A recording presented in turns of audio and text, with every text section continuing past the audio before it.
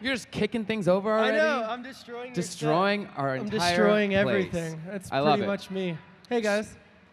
Look at these. I love it. Hi. I love it.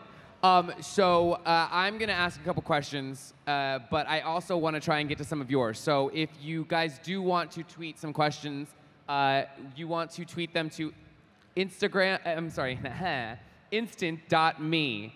And the dot's spelled out, as you can see right here. Visual aids are fun. And you definitely want to send some, because I'm going to get to those, and we're going to ask them and hopefully get amazing answers, I'm assuming. I'll try. Yeah. I'll try my hardest. And before we start, I have a very important question to ask you. Okay. One or two, or A or B, depending on however, if you like letters over numbers. But I've got 2 boxes here with a surprise inside. I don't even know what they are. But you only get one.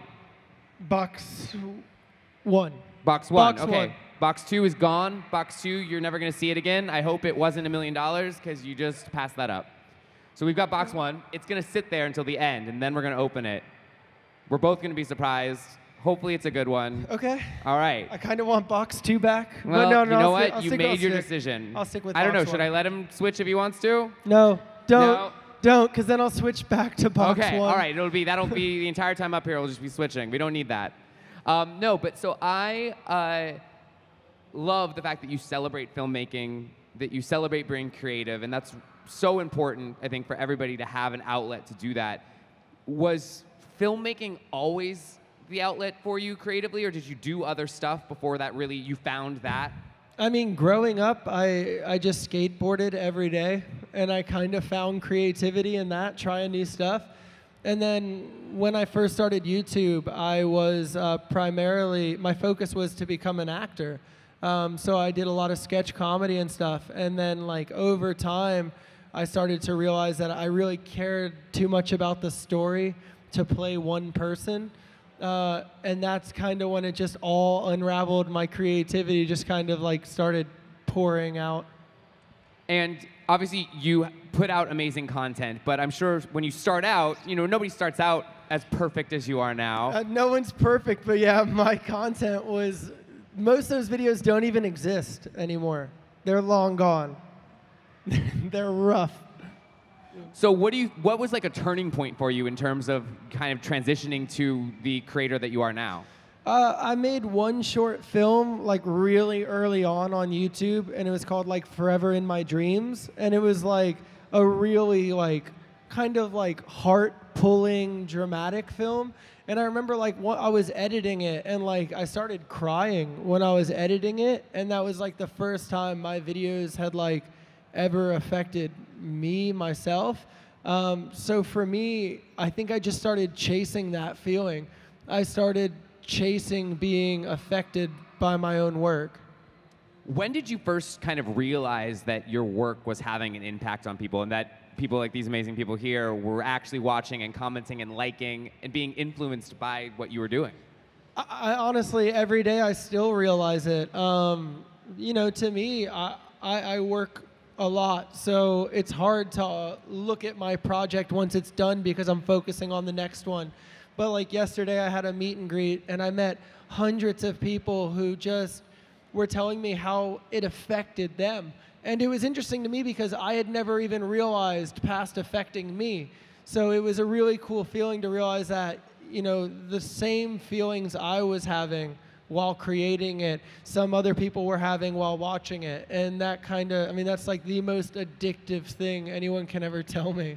Yeah, well, speaking of working constantly, I know you have this goal now that until your next birthday, May 4th, next year, that you are going to make a short film a day. Yeah, every single day for 391 days. I'm on day 78 right now. Day 78, and you've done it, and you've kept up. I will not miss a day. That's incredible. Like, I won't miss it. Even if they put me in the hospital, like, even if it's a 30-second, I won't. So what's that creative so talk to me, like, how are you managing to do that? It's all I do. But yes, Red Bull, a lot of Red Bull. It's been amazing because it challenges me to find the beauty in everything. So, you know, if I'm in China or I'm in like Hawaii, of course it's easy to make a film every day. But when I'm home in the place where everything isn't new and I kind of have a routine, that challenge to figure out how to still make something different than the day before kind of gives my life purpose. It kind of like, I love having a camera in my hand. So the days where I'm forced to sit in meetings or on pre-production for a movie and I'm not like being able to create, like I go crazy. So I've tried to tell myself like, it's only 391 days. Like at the end of 391 days, that's it. Like I might do season 2, but in a different way, or I might do another movie. But like I only have 391 days and I don't want to waste any of those days.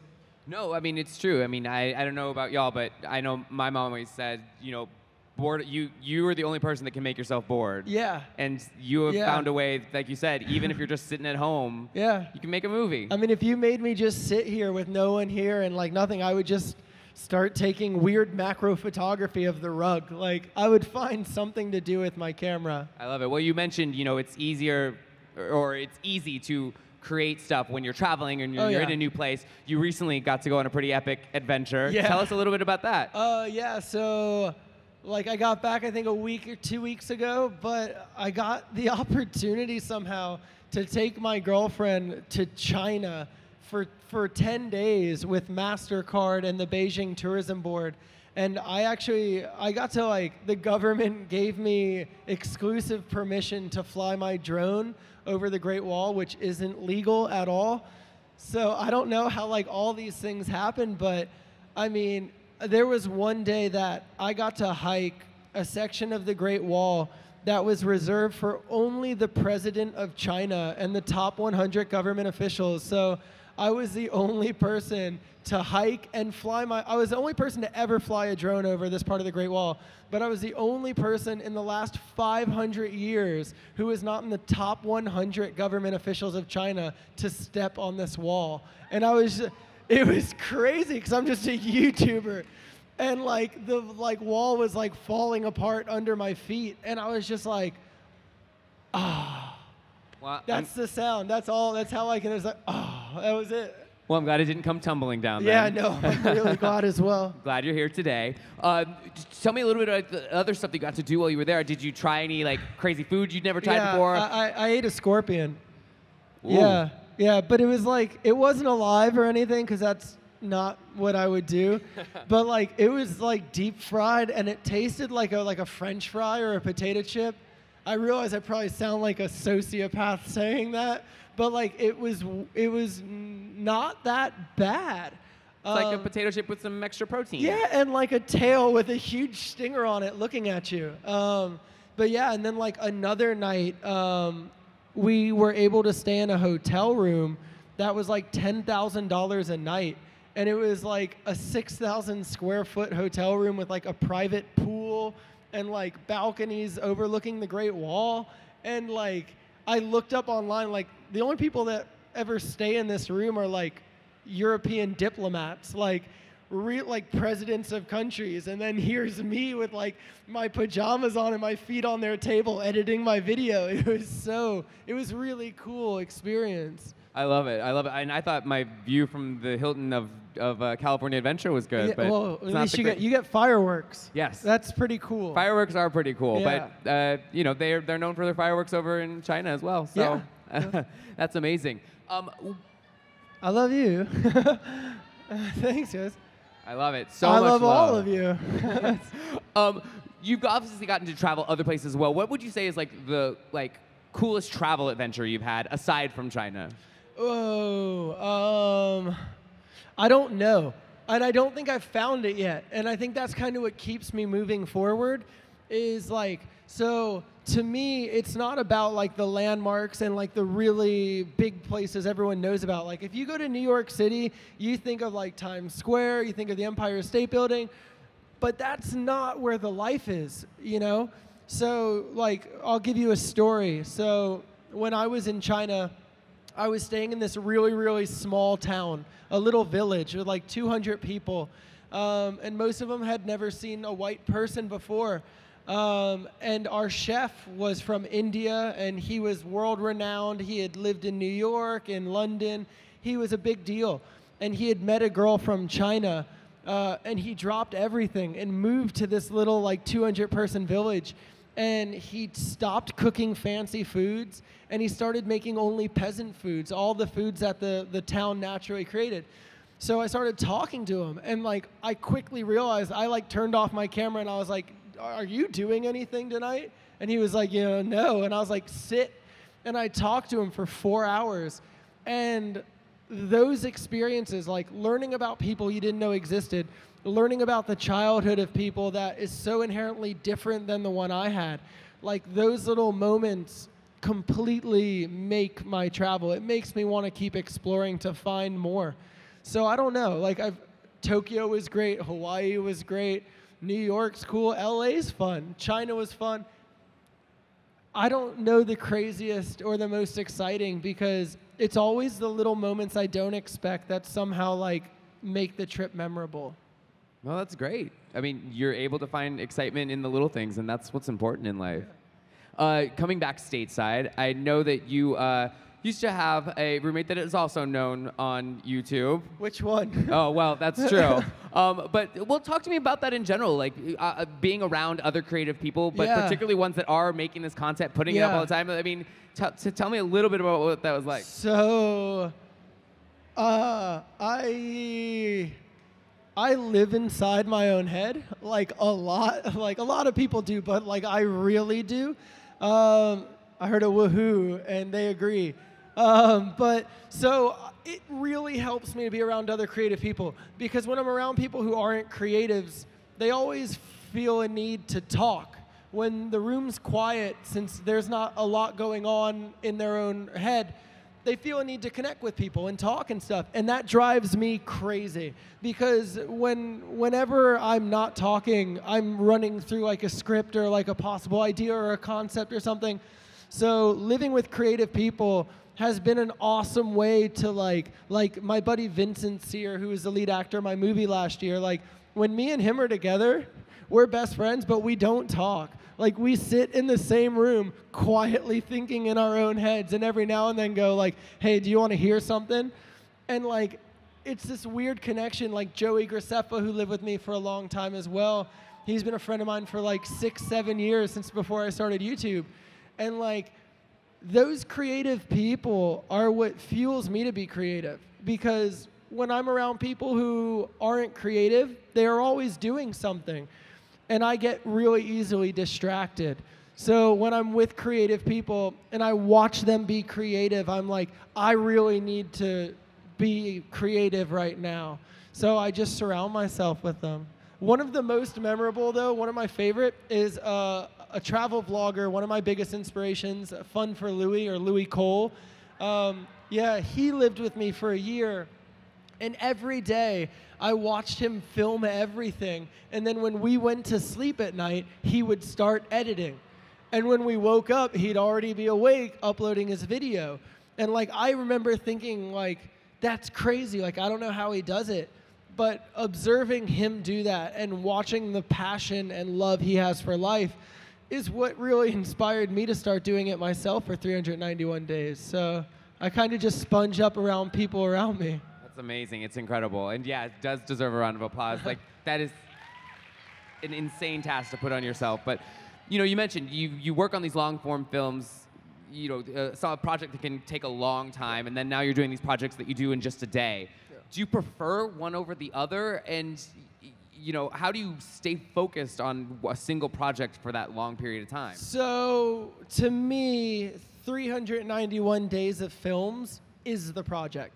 So, like, I don't want to be, and I've said this before in my videos, but I don't consider myself a YouTuber like other people do. I don't want people to know me for one type of content and then just, like, expect that from me. Like, I kind of consider myself more of, like, a crazy artist. I don't want to be an entertainer. I want to make what I want to make. And, you know, if 1 million people like my drunk collabs and 5,000 people like some vlog I do, to me, it's not about that. It's about I was able to connect with different people through different parts of me. So, like, when I made the movie last year, I lived in Louisiana for 7 months. And I didn't really upload much to YouTube. And a lot of my YouTube was like, where did you go? And to me, I was making that movie for them and as well as everyone else.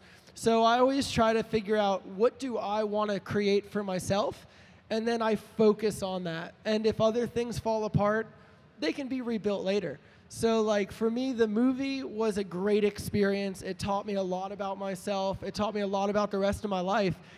But now, this 391 days is so exciting because there is no pre-production, there's no editing, there's no talking about doing it. It's just every day, at the end of my day, I have something to show for it. And I know that's gonna be awesome. I know people will love it. But at the end of 391 days, like I said, I'll find another project. I have no clue what it is. I might become a painter. I might, you know, start chiseling things into stone. I don't know. But I really love what I do. And the reason I focus on projects like I do is if I get bored of making something and I continue to make it, it would never be the same. And I wouldn't expect anyone to watch it because it wouldn't be what I want to do. Yeah. Well, you were mentioning your relationship with the fans and your subscribers and all of that. And the internet can be a place of so much joy and happiness, but it also can be a place for a lot of negativity and people to kind of spew that stuff out there.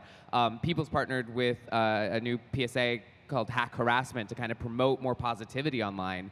How do you handle the fact that you are putting yourself out there for those comments, both good and bad? And do you ever read those, and does it affect you? Anyone will tell you that they don't read them, but the problem is it's not that you don't read them as much as like they just somehow surface. You know, you'll just see them while checking to make sure you had all your annotations and stuff. I think because I create for myself, like obviously I create for my audience, but I want my audience to know that I respect them enough to not dictate what I make. So I want to, because like, you know, they can get what they want from other people that make that. So to me, it's like, what do I want to make with my entire heart? And that's what I'll make. And if they like it, great. If not, they can disappear for a while and resurface when I make what they want. But in terms of like negative comments, I think a lot of it just comes from insecurity and like, take this for example. So on YouTube right now, there's a huge trend of people saying other people are copying people. So my vlogs, my daily films, were heavily inspired by like Fun for Louie, Casey Neistat, and Ben Brown. So to a young viewer, they've come to know time lapses as something that Casey does, and they've come to know slow motion as something that Ben does. But it's not their fault for knowing that. So when they comment, you used a time lapse, you're being like this person, it's just misinformation because they don't know that that was invented in the 1920s and is what all filmmakers use to establish location or a passage of time. So I always try to not let it get it under my skin because, you know, there's times where I see someone walk by and I have a judgment and I'm like, oh, that looks stupid. But I know nothing about that person. I know nothing about why they've chosen to do it. I know nothing. So I always try to strip it away.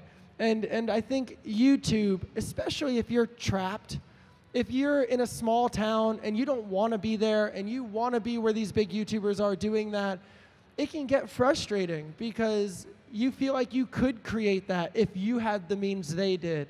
So I think a lot of negative comments are just misdirected admiration, you know? And I always, when I meet someone who has that anger or that kind of hatred on things, I'm interested by it. I want to talk to them and figure out, you know, why do you feel that? Where does it come from? And like, how can you allow yourself to escape from that? Because no one wants to be angry. So to me, it's just, it's humans. And it's about figuring out what makes them that way. And once you understand it, their actions can't affect you because it's justified. No, totally. That's a great mentality to have, not only if you're a creator, but just if you're a person walking around on this planet. Yeah, there's no reason to hold hate in your heart because that's just going to inspire more people to hate. And then before you know, you're walking around going, how can I cheer myself up? And the only reason you're in a bad mood is because you've chosen to be. Yeah. Well, speaking of also putting out positivity, I know you do challenges for charity. Yeah. So talk to me about kind of why that was something you wanted to do, and you've gotten to do it with some amazing people. Yeah. So who have been some of your favorites that you've gotten to do? And obviously, for challenges for charity, I loved making them with my friends. But because of the type of content they were, I loved making them with people that had big audiences. Because to me, it wasn't about my growth. It wasn't the videos I made to try to like get subscribers. It was my way of bringing attention to charities. But challenges for charity kind of came about because I started making challenge videos when a lot of my friends were. And I started growing from challenge videos, and that to me was really weird because I'd spend months making short films and I wouldn't grow at all from them. And then making a challenge video with Tyler, I would grow a ton. So I started to actually feel a little guilty inside that like I was doing this content that was so incredibly easy and kind of reaping the rewards from it while so much of the world was really trying to make a difference and failing. So it was kind of my way of being like, you know what, if I'm gonna do challenges, these need to be for a dang good cause. So I just kind of did that. Nice. You've gotten to work. You mentioned you work with Tyler. Obviously, you've worked with so many amazing people. Who out there do you want to collaborate, either in the creator space or a celebrity or a politician? Who would you love to work with? Any creative person, anyone who's very passionate about what they do. I mean, even if they make like candy apples, if they're really passionate about it, I'd love to work with them because I'd love to learn from their life experiences. In terms of the actual community, I'd really love to go on a huge road trip with Fun for Louie. I really, really want to. And then I would love to make an actual narrative film with Casey Neistat, just because he does so much of the travel type stuff. I would love to see what he could do with an actual script and actors. Amazing, amazing. Well, I'm going to take this opportunity to say, remember, if you have a question, to tweet instant.me. I'm going to have you pull a question out of this TMI jar right here and answer that while I pull up the TMI, like too much information? I mean, or totally my information, maybe. Yeah, I think it's the whatever, whatever you want it to mean. What's your guilty pleasure? Everyone knows just playing with cameras, so I'll choose another. Okay. It's horrible. It's horrible. Who was your first crush? Victoria Beckham? Posh Spice? I was 9 years old, crying to my grandmother because she married David Beckham. Not that I'd have a chance, but I watched Spice World twice that day. Yeah, she's the love of my life, but Victoria Beckham was the OG. Should I choose another? Choose one more. Why don't you do one more, though, and then we'll move to some... Who is your first crush? Victoria Beckham. Oh. It's the same question. Okay, so I've got one from Zoe, who is at Fletchabug with 2 G's. I don't know if you're out here. If you are, give a little wave. Oh, hey. Hello. She wants to know, what's your absolutely favorite place to do drone shots? And she wants you to know that you should keep doing what you do, and then she gave 2 heart emojis. You were freaking awesome. Favorite place to do drone shots? Anywhere I've never flown it before. Just because there's a weird, you can live in a town for forever, but when you see it from above, it's completely different. So anywhere that I haven't already flown it, I would love to fly it. Nice, nice. Sarah Croft, hopefully I'm saying that correctly. Sarah Croft 212 on Twitter. Oh, right here in the second row. She also had the 3 heart emoji that like circles around, nice. And heart eye smiley face and a diamond. And she wants to know if you have any fun or interesting fan stories from meet and greets. Yeah, I got one. And this is like a 55-year-old guy. And he came up to me and he was like, are you Sawyer? And I was like, yeah, I am. And he was like, my daughter loves you. And I was like, oh, like that's amazing. Is she here? And this was at VidCon last year. And he goes, no. And I was like, oh, like, okay. And he was like, will you sign my hand? And I was like, I mean, yeah, sure. Like, I could sign your badge or something you could give her. He was like, so I was like, all right, you know. I take out my pen, and he's like, no, no, no. And he hands me his pen. So I was like, okay. Like, I go to sign his hand, and his pen's out of ink. So, like, I sign his hand, and nothing writes there. And he looks at it for a good 10 seconds and goes, thank you, and walked away. And I was just like, what just happened? Well, yeah, I think that's the craziest. That is insane. Yeah. Like, he probably never washed his hand again. There was nothing on it. That is insane. Maybe it was like secret invisible ink and he couldn't wait to. It was a Bic pen. Like, there's no way. It was just out of ink. That is crazy. He was a little intense. That is crazy. Well, that story was so amazing. I got so into it. Hold on, let me pull this back up. It went to the lock screen. I have SZ, who is at yours truly, Zach.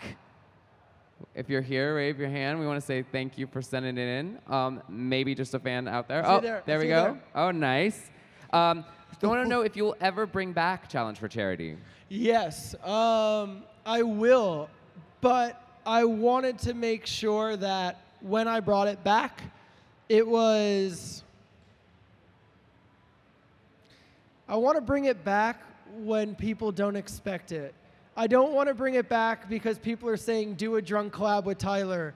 I want to bring it back because I can sustain it, and I can do it every month, every single time at the same quality with great creators so that I can bring actual like knowledge and awareness to the charities rather than just the content of the video.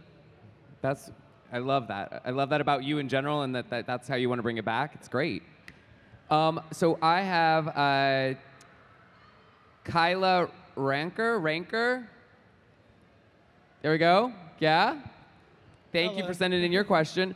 And she wants to know what was your favorite collab, and then she says that she loves you and has the sparkly heart emoji. I like all these heart emojis today. I love the first drunk collab I did with Tyler, just because neither of us ever intended it to be a drunk collab.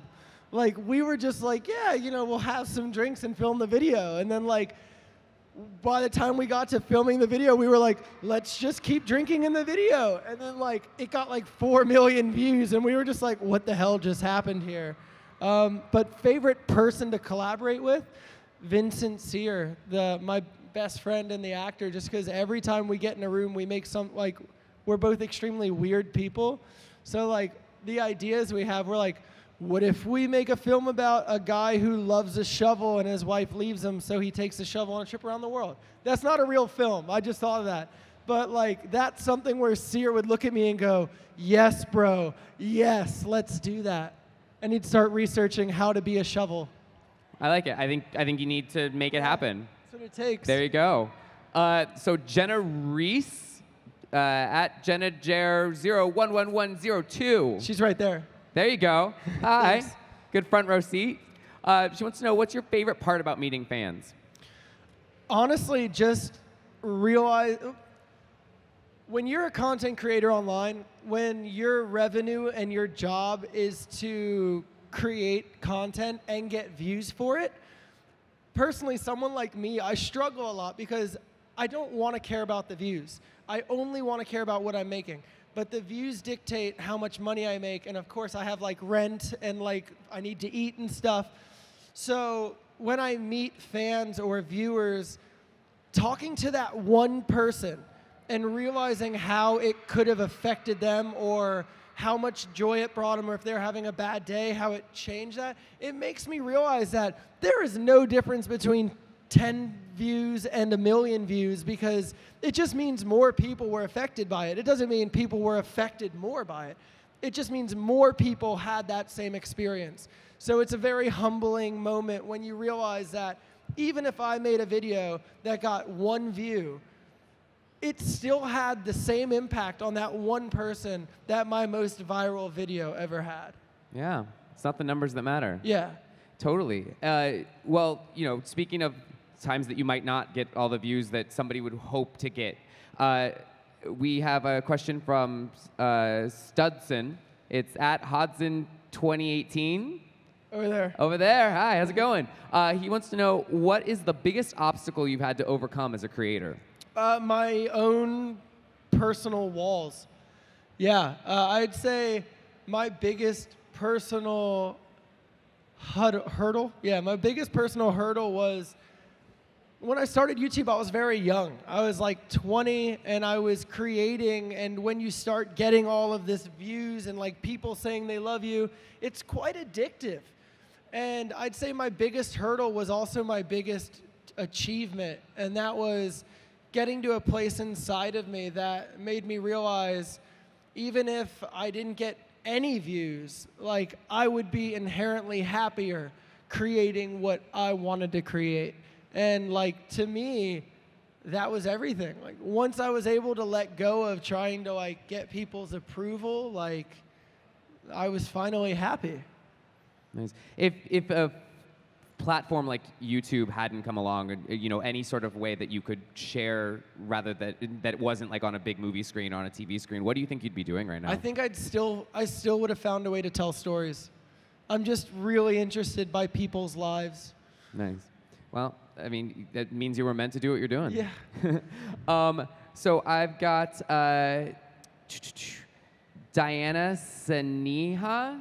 There we go, right there. I hope I said that right. Hi, Diana. She wants to know, what's your favorite food? Fondue. Fondue? Yeah, melted cheese and bread. That's it. That's it. And I knew it that fast because it's been my favorite food since I was like 7, so it's not going to change. I like it. Maybe add some scorpion to it. What's your favorite food? Oh.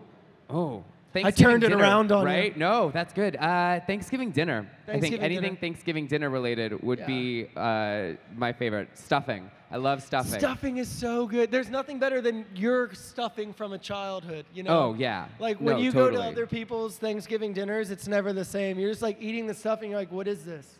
Got it. You know? Well, so it is now time to move to this box that I know we've been staring at. Yeah. I know you've been shaking in your boots. I just want to know what's in it. Yeah, okay, so I'm going to hold it for you. You can open it, and then whatever's in there we'll deal with afterwards. Okay. I'm a little scared, but I hope you're going to be okay.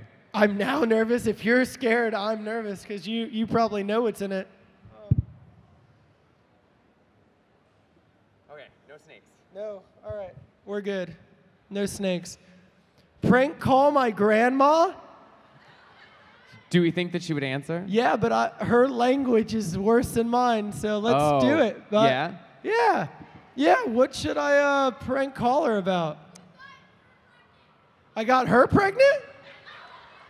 I'm not sure how much you know about the baby making process, but I think she'd know that's not true. All right, I'll think of something. I'll go from the hip. Hold on. She's a character. She would just be so happy that I couldn't tell her that was not real. Yeah, the no would be so sad. She would be like, I lived to see my grandbaby. And she'd like, I couldn't take that away. I'd have to actually do it. I couldn't take that away from her.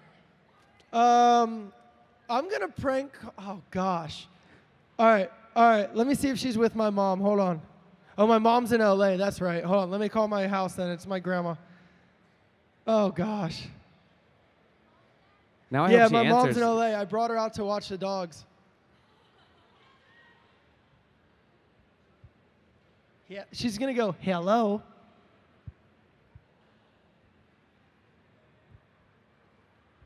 See if we can actually get any phone call out. There is a 90% chance. Oh.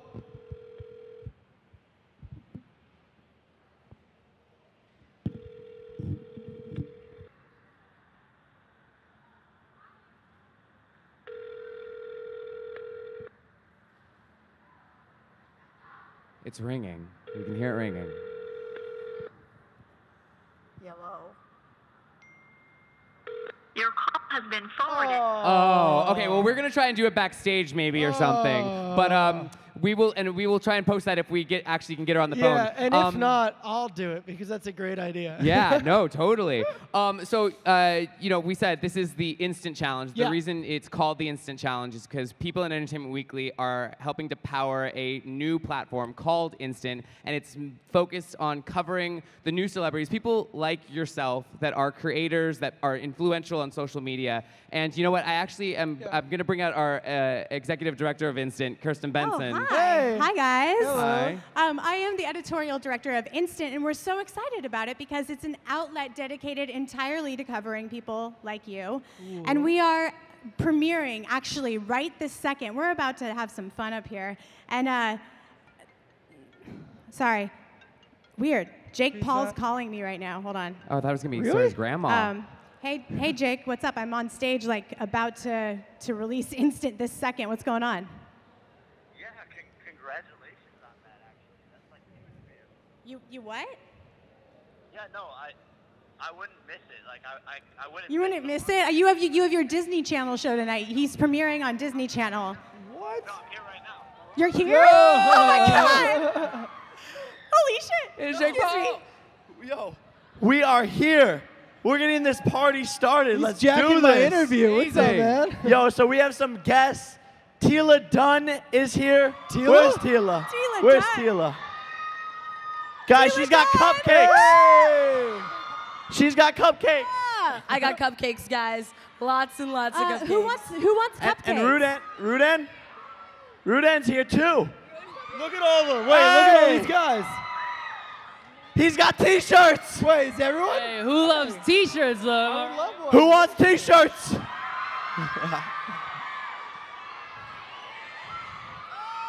Free stuff. This Free stuff, baby. What have you done, man? You've created pandemonium. Look at this. Trying to eat these cupcakes real Yeah, they're fast. Yeah, good. no, I think this party is officially started. Thank you all for coming. Instant How are Dunn you? is now live. We are launched, and we're going to take a selfie. I think this calls for a selfie. let's Let's take some selfies, guys. Who Come wants on. to be in the selfie? Come on, get in these selfies. Oh, yeah, let's do this. Get in these selfies. All right, guys, everyone's got to go crazy on the count of 5, okay? Who's ready? 1, 2, 3, 4, 5. We're out here. Yes, guys. Awesome. The world's first antiperspirant with unique microcapsules You guys are activated awesome. by movement that release bursts of freshness all day. There you go. So exciting, right? That was sort of beautiful. The power of YouTube.